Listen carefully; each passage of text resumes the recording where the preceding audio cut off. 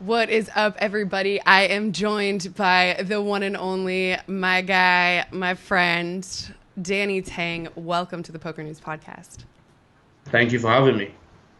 Now, Danny, we've been traveling the circuits together for many, many years, but I feel like there recently was a pretty solid pop off in your career. You've been grinding, I think like the relatively solid stakes. We're talking, jumping into 5Ks, 10Ks, all over the place. And then it seems like maybe a year ago or so, maybe 2 years, you start popping up in 25Ks, 50Ks. Like, let's talk a little bit about what the last couple of years has been like for you and sort of where this transition evolved from.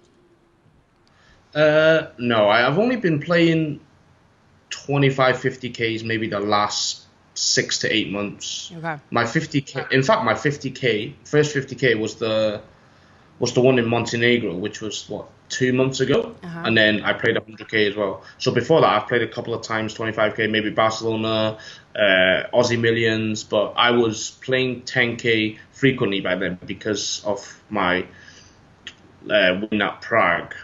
But yeah, I would say the biggest change was probably moving from UK back to Hong Kong. I met a bunch of good people and people who just trusted me, believed in my game, and willing to invest. So I think And that's obviously, actually that's I got something. I got lucky when I took shots as well. Yeah, well, I think that's something that a lot of people though talk about is and something that a lot of our audience is definitely interested in. Pretty consistently across the board when I ask players, what advice would you give to up and coming players? What are your, sort of tips for getting both your skills and your bankroll together? It seems like pretty unanimously the answer is always that it has to do with your group of friends, that it has to do with how you find your group of poker people. So talk to me a little bit about how you see the transition, for example, from you had a great group also of UK based players, I want to say, when you lived there. So what advice would you give to people out there who are looking to find, the right group of people that can really take them to the next level? Oh, definitely. I think surrounding yourself with like-minded people is very important. And then one of the meetings that opened my mind up was the one where I met Ben CB in Vienna, where Ratio Edge had a meetup, and then he told me how it's very important to listen to like good advice and bad advice, but it's up to you to filter out the good ones and the bad ones, and make sure you surround yourself with good people and cut out the ones that's toxic to you. So there's a lot of poker players who could be talented enough to probably make it, maybe not to the top, but at least make it as a very good career. But they have like different leaks. If it's on or off the table, maybe it's their lifestyle, or are they hard working enough? Are they willing to sacrifice this and that or not? But I'm lucky that my group of friends, like the likes of like Michael Soiser, Pete Chan, like Fashara, Victor, they're all we travel a lot as a group together, and it's good that I believe like all of us are good at different point of the game. For example, like maybe Pete and then Fashara are very good at like ICM, short stack, and then I think me and Soiza are like, yeah, just basically we all contribute. So I guess what's something that's, it's a topic that a lot of people talk about in general is, can these high stakes players, for example, who are crushing each other, but maybe when they go into more, low buy and high field tournaments, their edge is slightly less for lots of reasons, but that actually they're not even sometimes playing the same game. When Nick Schulman, for example, was talking about how, like, okay, when they were watching the final 50 play down at the same time as the main event was starting, that literally they're not playing the same game. This is not the same poker. But you're someone who really transitioned, like you mentioned, with a lot of success, almost immediately into this high stakes world. With no issues. So could you just talk a little bit about how the games differ and why you think you were able to seamlessly kind of move into that high stakes world without any issues? I think in like big number of fields and like stuff like main events, or stuff like Colossus, like the Big 50 or something like that, you almost never going to be playing GTO near enough. You're just going to be exploiting a lot, and you could literally be unbalanced. You could not have to bluff a single hand and cruise your way through just because like amateurs are making mistakes elsewhere. Whereas in the high stake community, you have to be on your game a lot, and I'm sure any hand actually matters, even though maybe so I play. Let's say I play a hand in Vegas, but I'm going to see the same guys in London again. So they're going to remember pretty much a lot of hand history. So it's important to just be balanced and stay, study and stay at the top of the game. Wow, that's interesting. In fact, even when I was talking to Sam Greenwood in the main event before he busted, I said, oh, you're moving to this table. He was moving to a difficult table with Dario Sammartino and a couple other players who were obviously high stakes regulars. And I'm like, does it suck to move to a table like this, or what's going on? And he said the thing that it is when you play with other players in the high stakes world, the biggest difference is that you all play with each other all the time. So you know each other's games, and you can't mess around. You can't make mistakes. You can't do any little random thing they've already seen you do. They remember. If you're bluffing, they're going to look you up, even if you bluffed their friend 2 months ago, which I don't know, it's a totally different world. And I want to get more into kind of rewinding back and just talking about how you've got into poker. Your life is obviously, you have a lot of multifacets. You're a person who's been all over the place. But before we get into that too, I know you're literally going tomorrow to the Triton event, which came out of nowhere. I didn't see this thing coming, and it sounds super crazy. 100,000 pounds is really crazy. I haven't looked too much at the rest of the schedule, but let's talk a little bit about it. The charity event is 1 million buy-in, which is going to be the biggest buy-in ever in history. But unfortunately, I'm not playing. But I'm excited to be there, to be participating in other events. Going to see a lot of probably all the best players in the world are going to be there, and I'm just happy to be part of it. Yeah.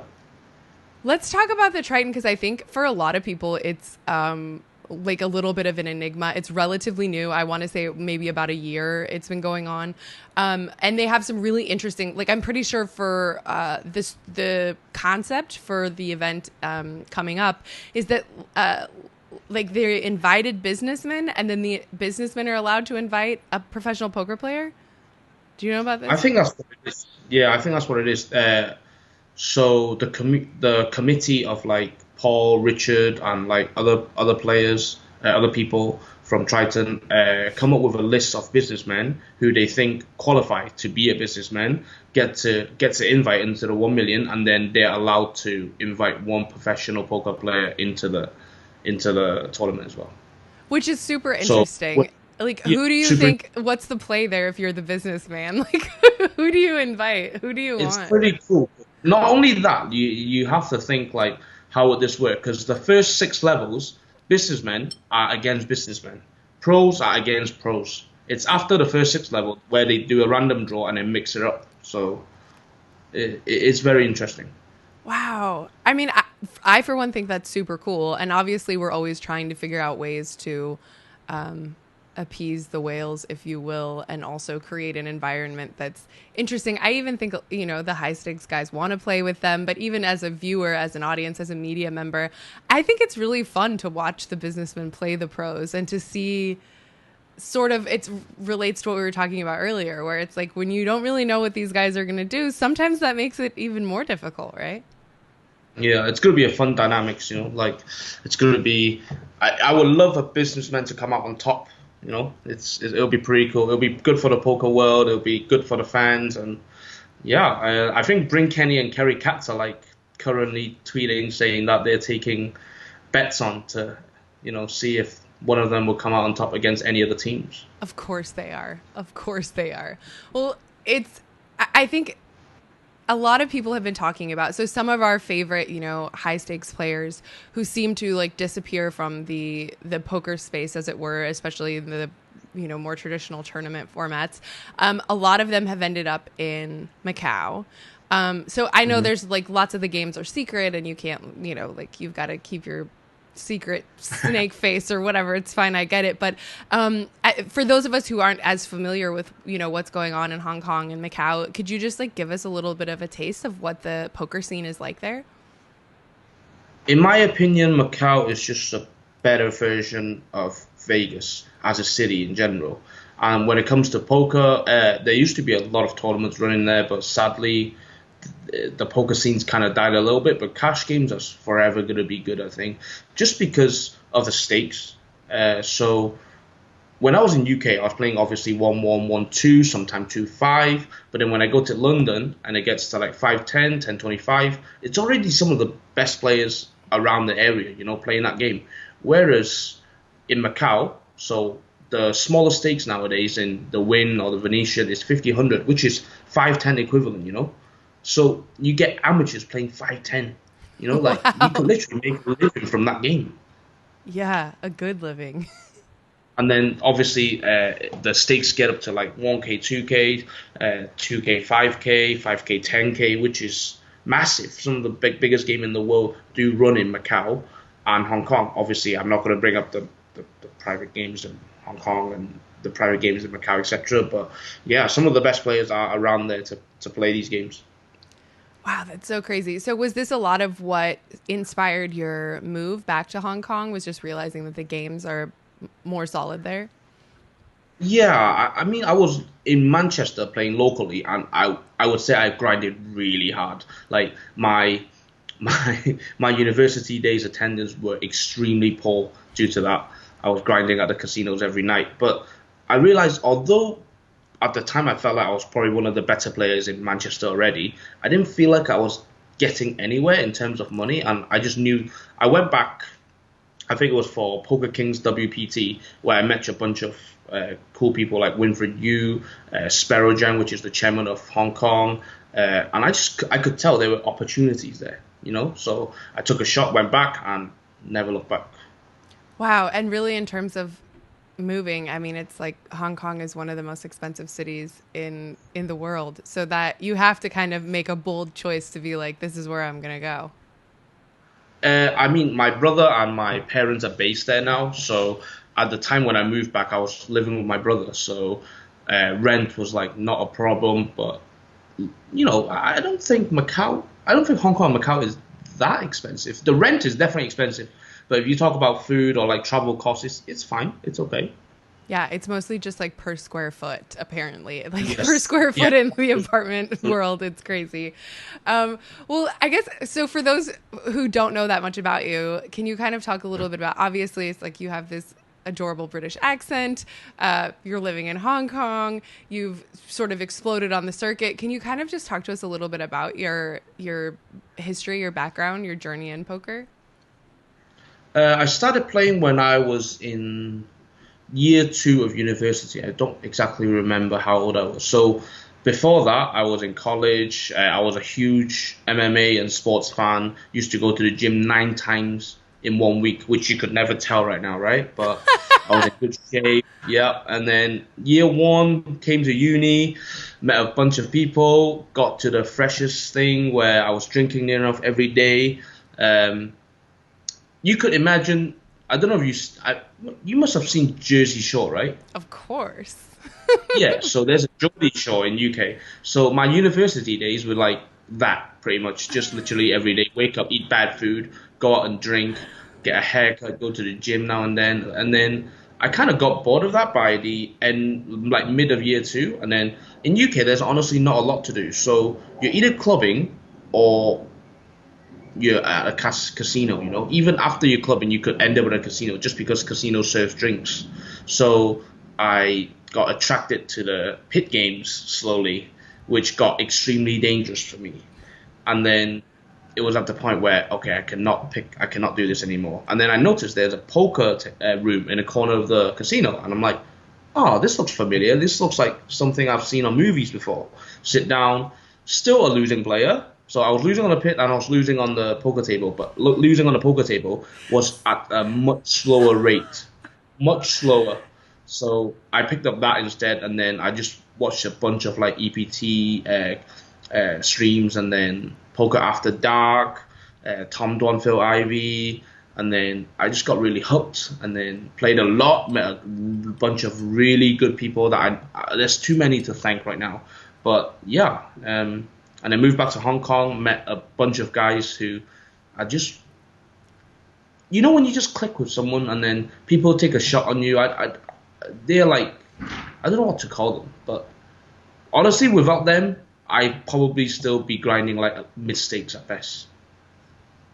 It was pretty clear. I mean, when you won the final 50, people always talk about, how crazy people's rails are and stuff.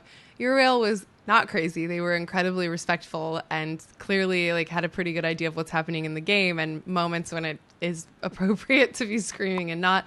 But there were so many people and they all clearly were just crazy about you. And I always have to imagine that, when you have those moments of victory, of course the money's great, of course all of it's great, but these are the moments really that you get to see who matters, who shows up for you. And I was like, wow, these people are good, really good people, good friends. It was unbelievable. Like, I mean, some of the friends, they bust a tournament just to come rail me, Yeah. And then a few sat out of a tournament, took an Uber from Venetian to Rio to rail my heads up, and just left it. They're basically losing money, but they wanted to be there to witness me. I mean, I was a massive chip leader, so I was in a decent enough shape to take down the bracelet. So, and they wanted to be there to witness that, and I cannot thank them enough, honestly. So I think we also have to talk a little bit about this event, the Final 50. Let's just, for those who might have missed it or didn't see it, kind of talk us through a little bit about what the journey was like, taking that kind of a shot for you. It's like one of the last chances to kind of hit that high roller in the WSOP, obviously. Just, walk us through it. I remember I busted something first. That's the story of everyone's summer, right? Yeah, I busted something, and I was outside in the smoking area just talking to a friend, and then they were asking me what am I going to play next, and I was like, oh, I'm thinking about playing the 50K, and then I think there was like something going on at Win or something as well, and I just couldn't decide what I was going to do, because although I already pre-sold for the 100K, I was prepared to play the 100K, but I didn't sell for the 50K, and because they announced the 50K afterwards, right? So it was like a thing I wasn't sure if I was going to play. I was down quite a bit for the summer already. I didn't feel any momentum. But then I thought, you know what? I looked at the field. I messaged Jason Kuhn. He was like, the field's amazing. Yeah, you should come. So I went down, sold, and there you go. First table, I felt like I got a pretty good table considering the field. I think there was like Brandon Adams and Sam Crafton mainly on my table, and then Sam Crafton just quickly busted afterwards as well. So my table was like a table of dreams. I managed to spin my stack up. It was just cruising on day one, and then day two, I picked up a massive hand against Brian Rast, where he had pocket nines as a small blind and aces on the big line, and then we got it all in 40 bigs pre each, so it was a massive pot. It was like 10 away from the money. Did it go back and forth, or did he just ship it into you? It was like he raised, I 3-bet, and he 4-bet jams. Obviously, I call, and then the flop came a 9. No. And then we had to come in. Yes, we had to come in from behind and river the ace.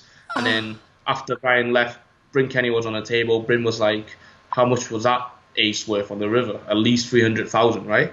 And then I was like, "Oh, thank you. Like, I appreciate it." Because obviously for the 50K min cash, it was only 75K. So for him to think it was worth 300K, he had to think that I was going to run relatively deep. Right. But I guess I proved him wrong also, that it was worth 1.6 million. Wow, it's so crazy. Oh my gosh, it's so crazy.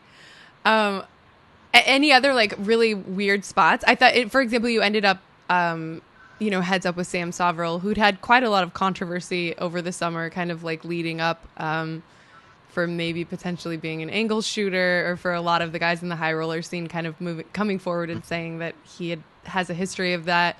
But for you, it was kind of just like ABC. It was easy with the stack that you had. I've actually never played with him or heard of him prior to this summer, which is strange because he's obviously a high stakes regular. But I know. I think he plays in America only, right? So that's why not too many Europeans know him, maybe. So obviously I was aware of the controversy, but I don't really look too much into it. I was not there, and I could only believe things if I was there, you know? Because there's too many stuff that goes around in a poker, you just never know what's going on. So obviously, some people that I really trust are saying no, he's definitely that kind of guy, and then there's some people that I really trust are saying no, he's not that kind of guy, definitely not. And I heard rumors that he's willing to put a 250k bet to take a lie detector test. So that's a lot of money on the line. So, but I don't know. So I just didn't look too much into it, and I just played him heads up as I would playing against anyone else, and I happen to have a lot of chips as well, so that was handy. But yeah, he doubled up, but yeah, it was like back and forth a little bit. I try not to double him up too easily because honestly, prior to this year, I was not very confident with my heads up game because I felt like I came second or third too many times, and taking down tournaments has been a goal of mine for this year, and it's working out well so far this year. Yeah, I would say so. I would say that's the goal for most players. And it's interesting because I know you had a deep run, I think 31st last year in the main event, which was great. Like it was wonderful to see that, and to see you in that spot. But then the 50K, to ship the 50K is like a whole different kind of, I think, experience, a whole different kind of tournament. So I guess for you, what did the 50K really, winning the 50K, what did that mean for you as a poker player?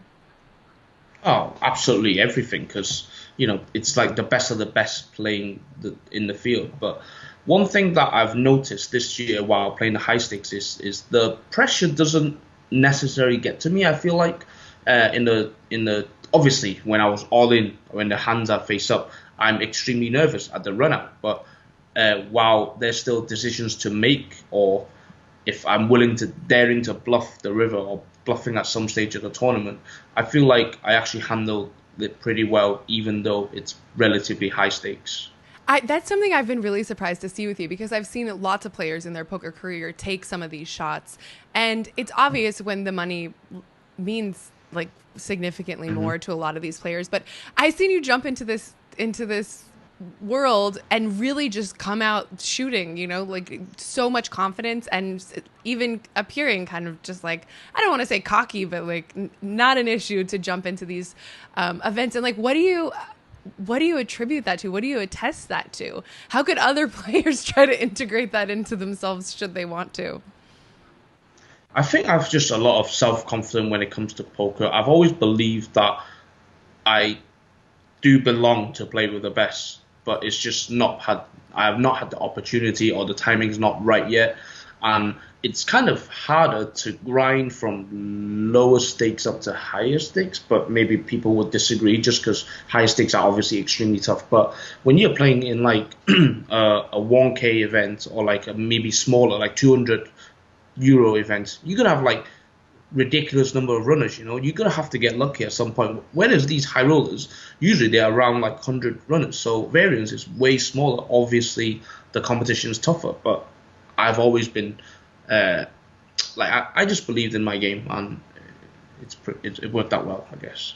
I completely think so, and I appreciate even that you're honest about that element of the high rollers, because I do think it's so hard sometimes for these low stakes grinders, and it is just like such a depressing grind sometimes.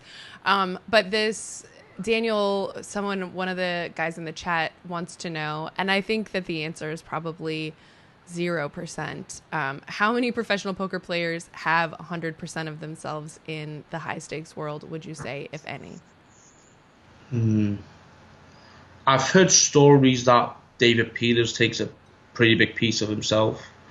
I think Negranu probably has a big piece of himself as well. But in general, not many high stakes players has a full piece, just because there's so many high stakes right now. If we're actually I don't think any of us are rolled enough to, even if people who take shots regularly, they're not rolled enough to do that. So yeah, no.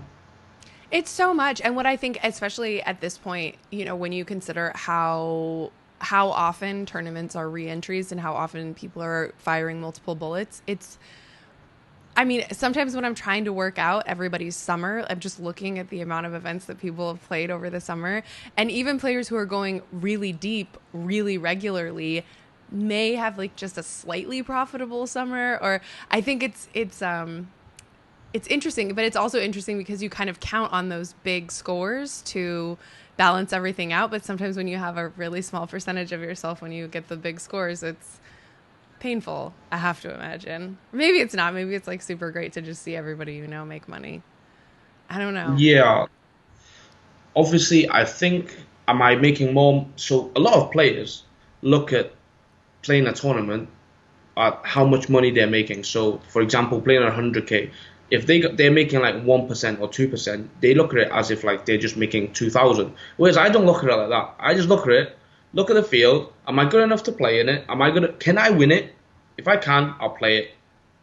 Which is probably a bad way of looking at it, but it's been working well. And whereas like obviously I think my ROI is going to be way higher in like, for example, like a 1,000 buy-in or a 2,000 buy-in, but then the variance is like what, 10 to like 20 times higher probably, compared to these 100 player fields. So But it's crazy because I think we all have this, vision of, oh, these high stakes guys, like they've just got these like, they're on a different planet or they're on a different level. But really when you are a great poker player who's been studying for a long time the way that you have, it's like, okay, I understand the fundamentals of, GTO. I understand sort of exploitative play.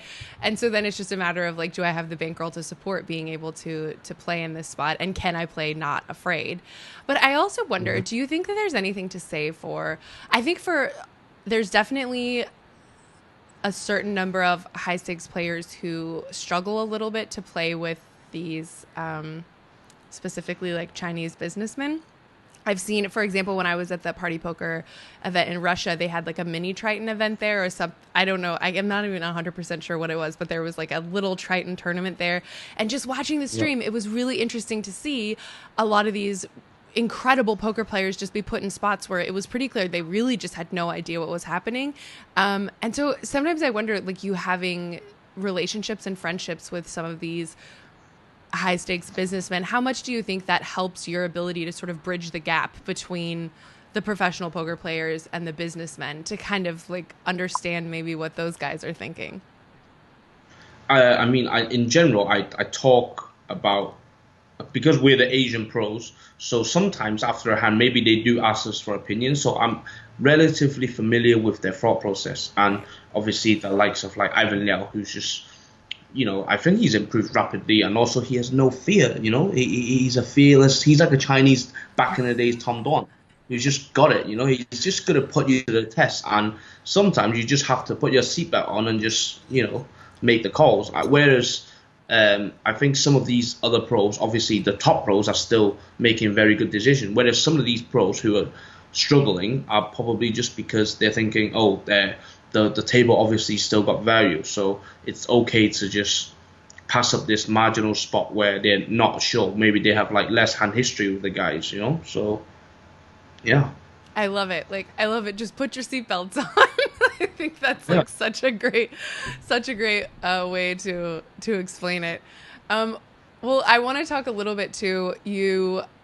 This sort of NaturalEight, I think, popped on the scene for us maybe about a year ago, but then kind of like disappeared. We didn't see too much. You're a sponsored pro. I know Donger Kim used to be. I'm not sure if he still is, but also Kitty Kuo. Yeah, like some of my favorite Asian pros specifically are representing NaturalEight. So can you, and way earlier in the chat, someone was asking if you can play on NaturalEight in the UK, and I don't know if you know that, but just what's up with NaturalEight? Give us the story.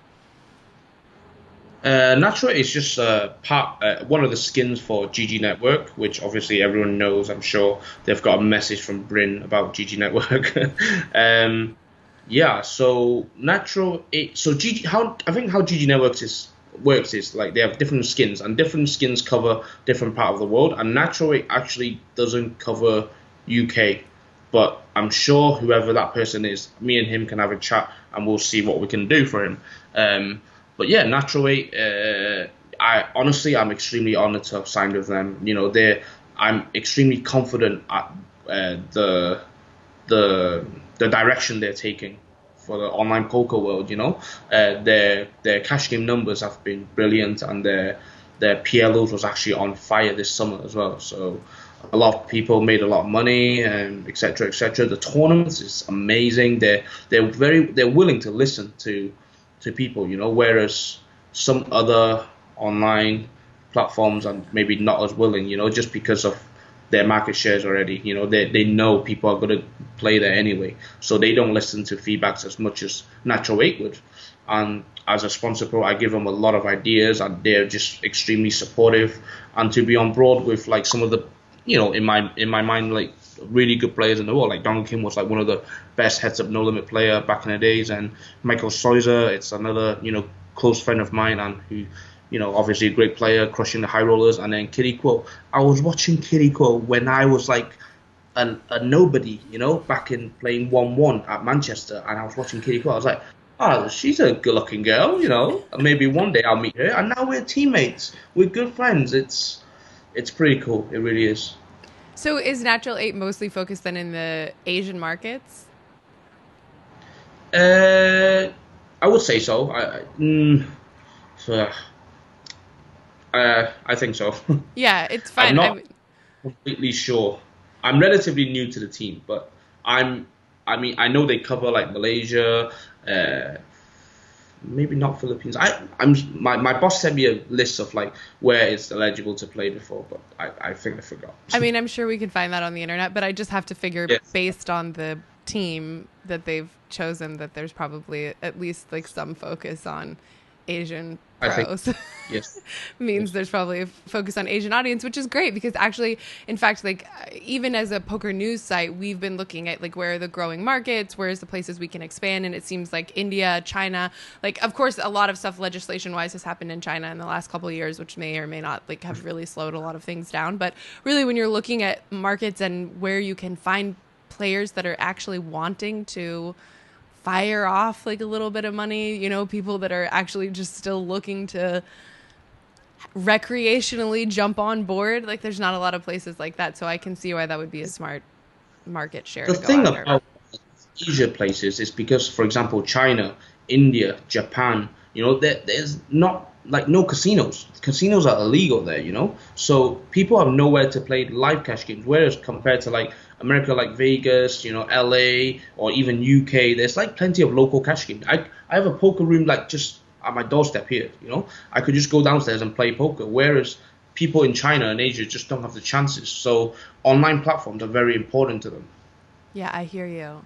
Over here in Texas, I'd be like, we just live in that home game life.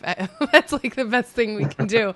But yeah, I think, well, do you know, so you said that they're pretty receptive to players' ideas, and obviously this summer was kind of a big, party poker. I did a stream just like this with Rob Young where he was like, we're eliminating HUDs, and we're actually trying to focus on going back more towards the freeze outs, less reentries, like some of the shifts that, the poker community has seen in the last few years. Some it looks like we might be like going back on, and some maybe we're making some changes. What are your thoughts on HUDs, like the necessity of them or lack thereof, security, like the possibility of security, true security without access to HUDs, and also what do you think about like the re-entry freeze out debate?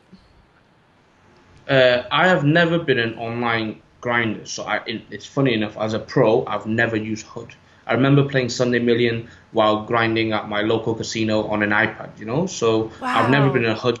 So maybe online crushers would think HUD is super important, but obviously for recreationals, they'll prefer it not to have HUD. So it's definitely more amateur friendly to not have HUD. And then, I don't really want to comment on other platforms, but for NaturalEight, I just think the playing surface is just brilliant. It's like I don't know if you've ever been on it for GG Network or like NaturalEight, but all the emojis are pretty cool. They don't have the boom player thing where PokerStars have.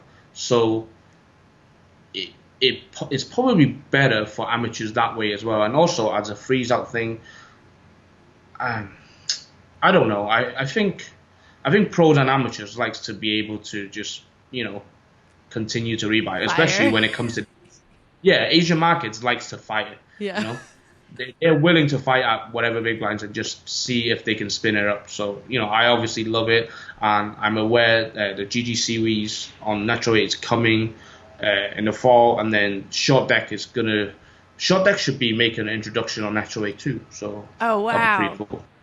Yeah, I was kind of surprised actually. I think it was really people were really unsure what the short deck tournament at the World Series would look like, and I think the turnout was moderately disappointing for how crazy people have been about short deck.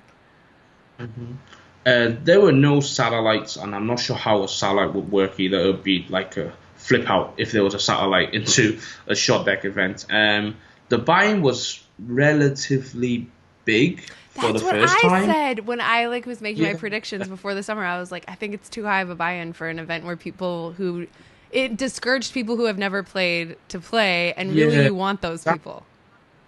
yeah. I mean, a lot of players are going to be unfamiliar with the game, so even if they want to try it, 10K is just way too expensive, and a lot of less experienced players just decided to fire in on day two to try spinning up, which was a good strategy because I just busted 2 bullets on day one. I thought because I've done multiple interviews, for example, in like a deuce to seven bracelet event where players were like, I've never even played deuce to seven, but my mates told me to play or whatever it is. And so I thought, if it would have been more, even in the 5K range, but I would say if you put it in the 1500 range, it would have seen probably 10 times as many, at least 5 times as many people who are just going to fire just because they busted something else and wanted to degen. I remember 2 years ago where I was still playing like mid stakes maybe. I wasn't okay. Let's say I wasn't firing the 5K six max comfortably. I would have to sell. I was like checking the field out for a while. But I remember I jumped into the Raz.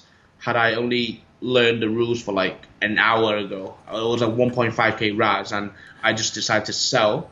And all my friends, I don't know why, just took a shot and bought, whereas I would probably struggle to sell out for a 5K back in the days. But I sold out for a 1.5K like this, it doesn't make sense. Yeah, People, it's so easy. are willing to take a shot where the buy-ins is lower. All right, Mario wants to know, do you think NaturalEight will have any live tournaments like some of the other major platforms? I hope so. I believe one day we'll get there, and we're definitely working towards that goal. And I would be extremely excited for this to happen, and I hope to see you there, Mario. Me too. All right, well, I know I have to let you go. Geez, wow, I went way longer than I thought, actually. But everybody, just FYI, everyone in the chat is loving it. Before I let you go, I know that tomorrow you're going to Triton. We'll all be watching you. We'll all be paying attention on Triton, of course. I'm pretty sure. I actually don't know where they stream. Do you know? Do they stream on Twitch or They YouTube? stream on Twitch, and there's usually stream on YouTube and Facebook as well. Okay, cool. Yeah, so we can all watch the action. I know they have like a crazy sick like stream team lined up. It's going to be awesome commentary. But after the Triton, are we going to see you at Barcelona? What do you have like locked in on your schedule for the rest of the year? I will Obviously, you have definitely to go to be. Prague. Yeah, I mean, honestly, there's no Prague, no Danny Tang for Yeah. real. Like 3 years in a row, it's helped me a lot. But yeah, I'll be making a trip to Barcelona, and I will be going to London. I think it's some poker go thing going on in London, right? Yeah. So I'll be making my debut there in London. Sick. Well, I will be at Barcelona. I'm going to book my flight right after we get off this call, actually. So I cannot wait. We should sit down together again, or if nothing else, we'll do a hand analysis or catch up. I still want to make a video about your history with lots of like little Danny Tang baby pics and maybe like some Danny Tang like sports guy pics, MMA sports guy pics. I'll send them to you. Yeah, I've actually got all my photos of my mum already. Yeah, They're ready. okay, we need them. We're going to do the sit-down interview in Barcelona. It's locked in. Seat open with Danny Tang. Thank you guys so much who have been in the chat and who've been listening. And thank you, of course, to our podcast audience for always being with us. The one, the only, my boy, Danny Tang. Thank you. See you guys soon.